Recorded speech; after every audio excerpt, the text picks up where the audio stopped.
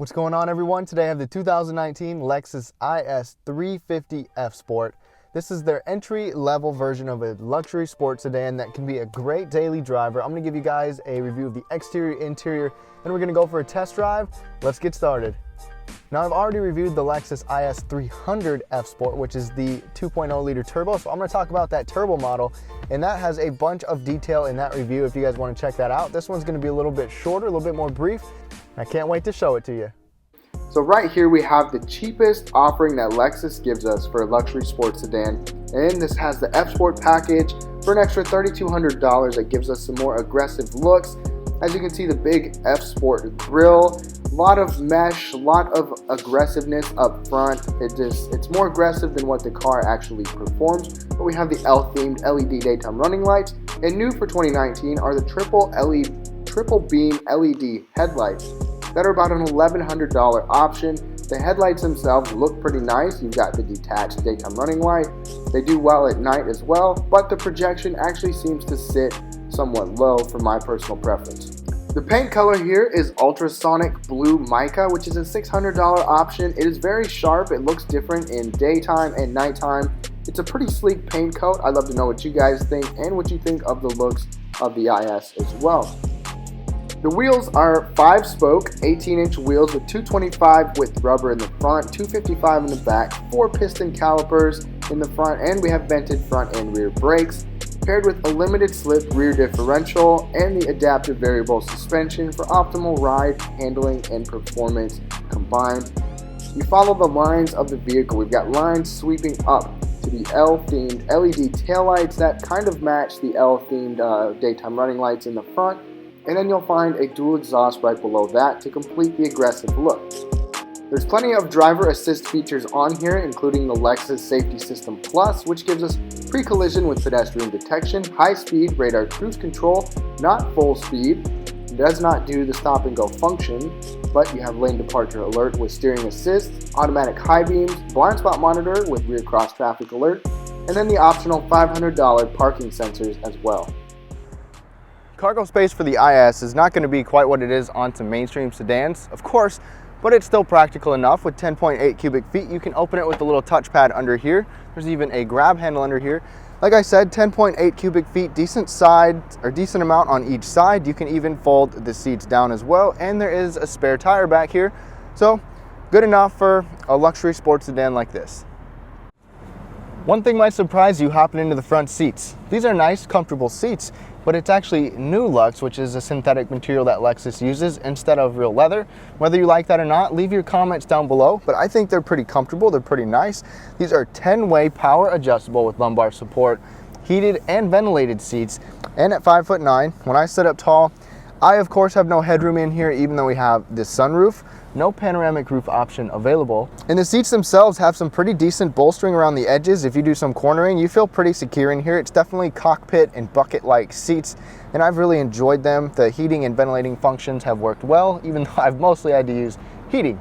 The steering wheel is manual adjustable on our model. There's no power adjustment on the vehicle that I'm in right now, or memory seats, so you would have to option up to get those. And the steering wheel is tilt and telescoping, of course, with a pretty decent range of motion. Overall, the front seats are very comfortable, in my opinion. I've had no trouble. It's just a very tight space. So if you are taller than me, you might have some trouble with your knee rubbing up against the center console or even hitting the dash. So something to keep in mind if you're a taller individual. The interior of the Lexus IS has nice materials all around, a simple to use layout, although not the most functional. On the left, we've got decent storage in the door with a nice soft armrest, easy to use controls. In front of you is the LFA inspired instrument cluster with a G monitor, trip computer, and a whole bunch of information, including the sliding ring. It changes depending on what drive mode you're in, and overall it looks pretty cool and it's relatively engaging. Our model also comes with the F Sport perforated leather steering wheel that is very comfortable to hold on to, easy to use controls on it as well. Plus, for $150, it is heated for us. The optional 10.3-inch screen with navigation is included with our model, plus the Mark Levinson 15-speaker 835-watt sound system. That sounds great. It is surround sound. It's very clear. It's got good bass. It's got good highs and good lows. The screen is nice, it is wide, it's very easy to read, but our model does not have Apple CarPlay or Android Auto like some of the new vehicles or new Lexuses have Apple CarPlay, but it's cool you can have a split screen. It's just a bit annoying to use the touchpad, the scrolling pad, to control the screen. Of course, we get dual zone AC with some actual physical buttons, and it is all easy to use. Plus, we have our heated seats and ventilated seat functions as well. Here's our little pad that we use to control the center screen with some shortcuts. It's easy to use, but you just overshoot. And then we have drive mode buttons for Eco, Normal, Custom, Sport, Sport Plus, Traction Control, and Snow mode as well. The cup holder setup is not very good at all. It's one of my least favorite things. It's not functional, it's not ergonomic. It gets in the way of the passenger as well, and they just simply don't accommodate very many drinks. However, the center armrest right here is soft and comfortable, has a nice material to it. We've got 2 USBs and an auxiliary port inside, softly lined, and it accommodates a cell phone, but it is still fairly small. Right here we have an automatic dimming mirror with garage controls, typical moonroof, just not a panoramic moonroof in here, and then an optional $200 rear power sunshade as well. Now the back seat of the IS 350, sitting behind myself at 5'9", you can see I've got enough knee space. It is tight for my feet, but I can still move my feet. And when I sit up tall at 5'9", I can just barely feel my hair touching, so it's something doable, especially for children. Not too bad. There's a pretty good size hump in the middle, so nobody can really sit there. There are air conditioning vents back here, but no USB ports, but there's also a center folding armrest with cup holders, and overall it's just a nice looking area and some pretty comfortable seats with these red Nulux seats. The IS gives us a smart key on every single model right here, very similar key fob to other Lexus models with the nice trim piece right here. There's no remote start on here, however. There's the Inform app where you can get remote start complimentary for about a year, but then you have to pay for it. Even though you can get it through your phone, kind of a smart system like that, it'd be nice to see it on the key fob standard for a luxury car. But let's go ahead and talk about the powertrain powering this IS 350 F Sport. The 350 kind of comes from a 3.5 liter V6. It's naturally aspirated, direct injected.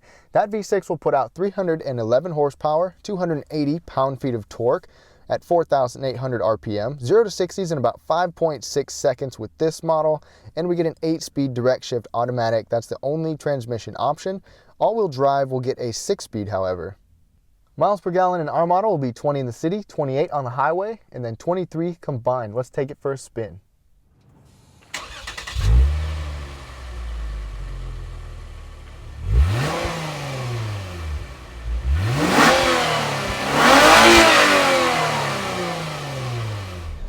We're setting off in the IS 350 F Sport.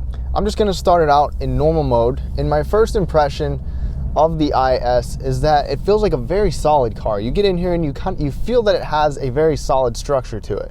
Even though this is nothing quite like the F models, you get the sense that it comes from the same family. It kind of has that presence and it still kind of feels like a sporty car. Right off the bat, when I compare this to the 2.0 liter turbo, the power delivery is so much smoother in here, and this is a lot faster than that 2 liter turbo. That 2 liter turbo is kind of punchy when that turbo comes out, but this just feels so much more premium with that natural power delivery that it has, because that turbo just was not very powerful. I'm gonna go ahead and put it in sport mode. The steering feel is pretty good. It's still fairly precise, even though we're not in a performance car, but it's something that is predictable. Handling is pretty good. This car has some very flat handling. You can really buzz around some corners, no trouble whatsoever, and you feel confident because you feel solid, you feel stiff right here, no troubles. The sport mode does help keep you up in a higher gear, or in a lower gear at higher RPMs, because you've got to have the RPMs up fairly high to get some power out of here. Like I said, close to 5,000 RPMs for the torque to come out. I have had to hit the brakes fairly quickly a couple of times in here. Right there, I just got on it a little bit to show you guys, but the brakes are very good in here. They're better than I was expecting, especially for a car that's not a performance car. All right, let's go ahead and floor it.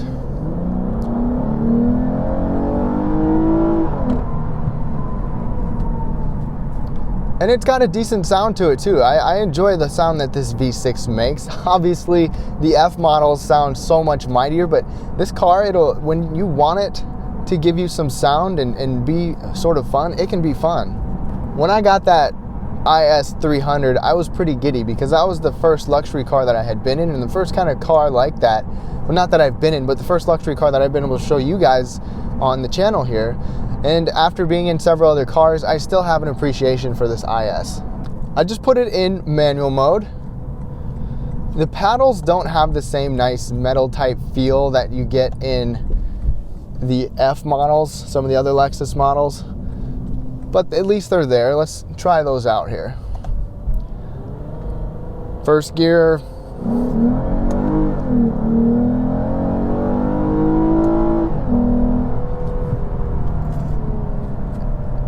Not too bad.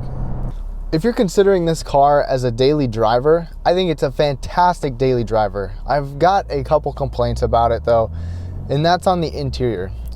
The interior materials are pretty nice. The layout is generally pretty good. I like how big the screen is up there. The controls for the screen are not the best. The screen itself and the features that you have with it are not the best because we still don't have, you know, some things like Apple CarPlay and Android Auto. Even though Lexus is bringing Apple CarPlay to some vehicles already, we don't have it in ours. The mouse pad is a little gimmicky. It just takes some getting used to. It's not optimal. It could be better. That's the thing. And then my biggest complaint is that I love being able to have places to put stuff.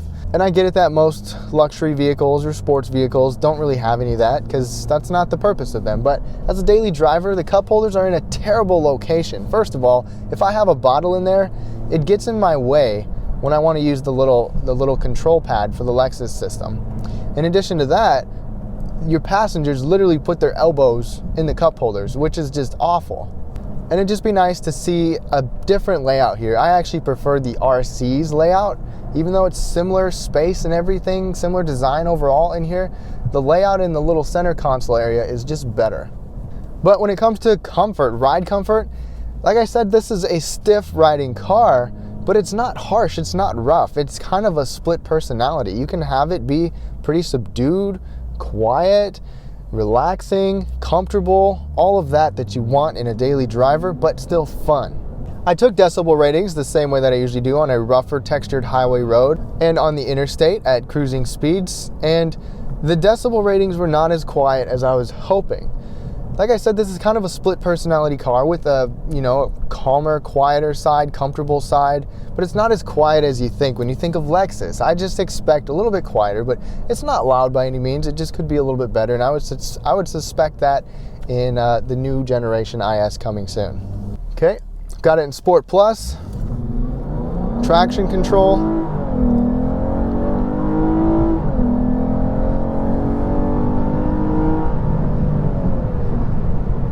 And our traction control system kicked on, and we had no trouble with traction. Obviously, we got a little bit of slip. If you turn the traction control off, you can definitely get some slip. And we've got some pretty wide tires back there.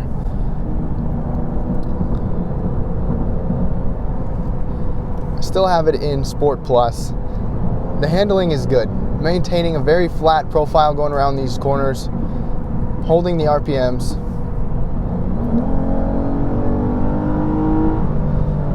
Then it'll go when you want it to. Let's put it in manual again. Downshifts are smooth.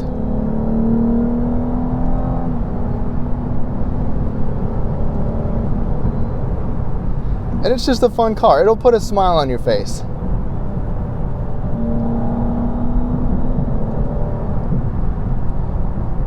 You still get a little bit of sound. And it's still pretty fun to drive.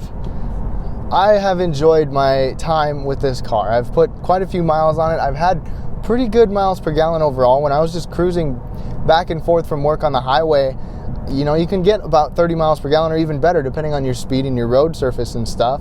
In the city, I think I got about 22 with most of my city trips, so a little bit better than it said. Overall, if you want the functionality of a sedan, but don't want to spend a whole lot for a big performance luxury sedan, this is a good option. There's enough space for people to sit back there. You can get 4 people in here pretty comfortably. It's a nice overall car. It's a good offering from Lexus, and you have the the quality that you come to expect from Lexus. The 3.5 liter V6 is great.